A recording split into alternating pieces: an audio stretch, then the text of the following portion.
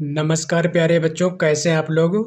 उम्मीद करते हैं बहुत ही अच्छे होंगे और अच्छे से तैयारी कर रहे होंगे। आज हम लोग देखेंगे कक्षा 6 विज्ञान के महत्वपूर्ण प्रश्नों को, जो बार बार परीक्षाओं में पूछे जाते हैं। इसलिए वीडियो को अंत तक अवश्य देखिएगा।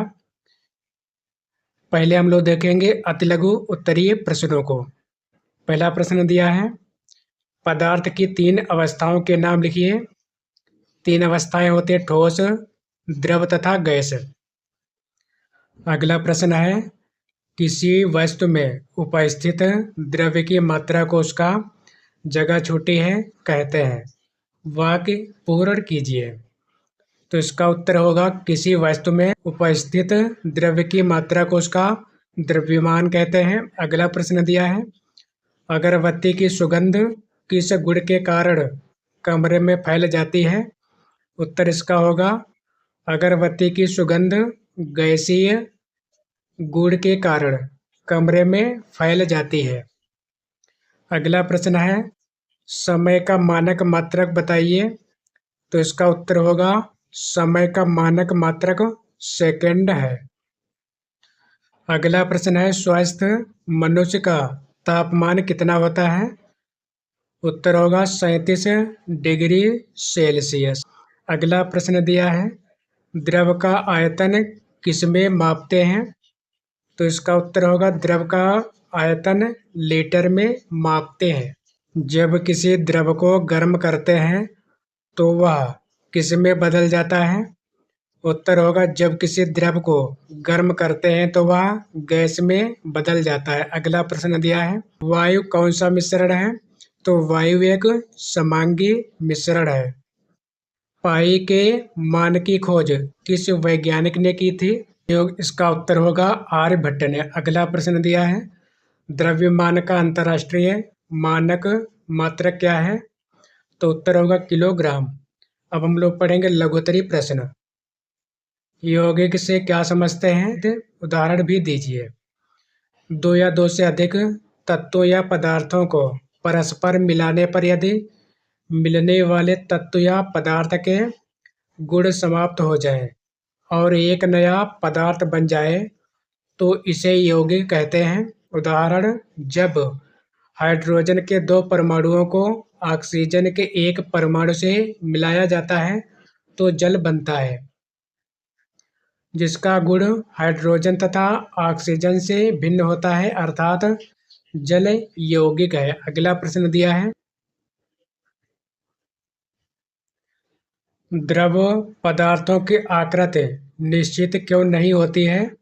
उत्तर होगा, द्रव के अंदर अणु दूर दूर होते हैं तथा अणुओं के बीच का आकर्षण बल कम होता है। इस कारण द्रव पदार्थों की आकृति निश्चित नहीं होती है। अगला प्रश्न दिया है, एक प्रयोग बताएं जिससे स्पष्ट होता है कि पदार्थ स्थान घेरता है। एक गुब्बारा लें, उसमें फूंक द्वारा हवा भरें। हवा भरने पर गुब्बारा फूलने लगता है और स्थान घेरता है, अतः स्पष्ट है कि पदार्थ स्थान घेरता है। अब हम लोग पढ़ेंगे दीर्घ उत्तरीय प्रश्नों को। जल से भरा गिलास खाली गिलास की अपेक्षा भारी होता है, क्यों। जल से भरा गिलास व खाली गिलास दोनों का आयतन समान होता है।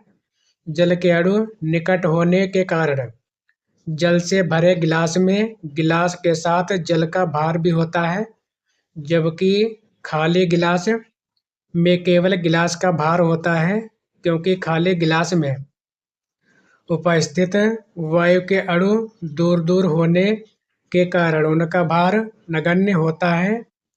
इस कारण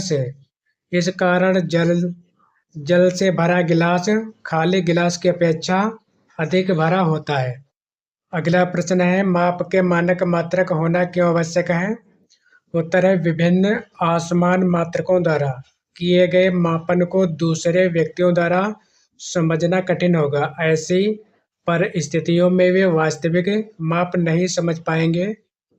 इस कठिनाई को दूर करने के लिए मानक मात्रक आवश्यक है। अर्थात एक समानता तथा सही ज्ञान के लिए मानक मात्रा की आवश्यकता होती है। अगला प्रश्न है, मनुष्य के श्वसन अंग का नामांकित चित्र बनाइए। ये चित्र बना है मनुष्य के श्वसन अंग का। अब हम लोग फिर से पढ़ेंगे अति लघुत्तरीय प्रश्नों को। कक्षा 6 विषय विज्ञान। पहला प्रश्न है, तीव्र परिवर्तन किसे कहते हैं? उत्तर है, तेज गति से होने वाले परिवर्तन को तीव्र परिवर्तन कहते हैं। ये सभी प्रश्न बहुत ही महत्वपूर्ण है और परीक्षाओं में बार बार पूछे जाते हैं। अगला प्रश्न है, ज्वालामुखी का फूटना कौन सा परिवर्तन है? तो उत्तर होगा अनियमित। अगला प्रश्न दिया है, घूर्णन गति किसे कहते हैं? उत्तर होगा, जब कोई वस्तु अपने अक्ष के चारों ओर घूमती है तो उसकी गति घूर्णन गति कहलाती है। अगला प्रश्न दिया है, यातायात के साधनों में किसकी गति अधिकतम होती है? उत्तर होगा वायुयान की। बच्चा झूला झूल रहा है, बच्चा किस प्रकार की गति कर रहा है? दोलन गति। अगला प्रश्न दिया है, नागफनी किन स्थानों में उगती है? उत्तर होगा, नागफनी शुष्क स्थानों में उगती है। दीमक के घर को क्या कहते हैं? दीमक के घर को बॉम्बी कहते हैं। अगला प्रश्न दिया है, सर्वाहारी जंतुओं के 3 नाम लिखिए। सर्वाहारी जंतु वे होते हैं जो शाकाहारी भी होते हैं और मांसाहारी भी होते हैं। कुत्ता, भालू तथा मनुष्य। श्वसन क्रिया में बाहर निकलने वाली गैस कौन सी होती है? तो उत्तर होगा, श्वसन क्रिया में बाहर निकलने वाली गैस कार्बन डाइऑक्साइड यानी CO2 होती है। कछुए का जीवन काल कितने वर्ष का होता है? तो उत्तर होगा, कछुए का जीवन काल लगभग 120 से 150 वर्ष का होता है। अब हम लोग पढ़ेंगे लघुत्तरीय प्रश्नों को। अनुकूलन किसे कहते हैं? आकृति, आकार, रंग रूप, संरचना तथा आवास संबंधी लक्षणों में ऐसा परिवर्तन जो सजीव को विशेष पर्यावरण में सफलतापूर्वक जीवित रहने में सहायक होता है, अनुकूलन कहलाता है। अगला दिया है, पोषण तथा पोषक तत्व का क्या अभिप्राय है? लिखिए। उत्तर होगा, भोजन में पाए जाने वाले विभिन्न प्रकार के पोषक तत्वों द्वारा शारीरिक आवश्यकताओं की पूर्ति करना ही पोषण है। भोजन में पाए जाने वाले जो तत्व हमारे शरीर को स्वस्थ एवं निरोग रखते हैं वह पोषक तत्व कहलाते हैं। अगला दिया है, रेशों से धागा बनाते समय इसकी कताई करना क्यों आवश्यक होता है? उत्तर होगा, कताई से रेशों की मजबूती बढ़ती है और उसे रील पर लपेटना संभव हो पाता है। इसी कारण रेखों से धागा बनाते समय इसकी कताई करना आवश्यक है। अगला दिया है, शाकाहारी, मांसाहारी तथा सर्वाहारी जंतुओं के 5 नाम लिखिए। शाकाहारी जंतु होते हैं खरगोश, गाय, हाथी, बकरी, घोड़ा।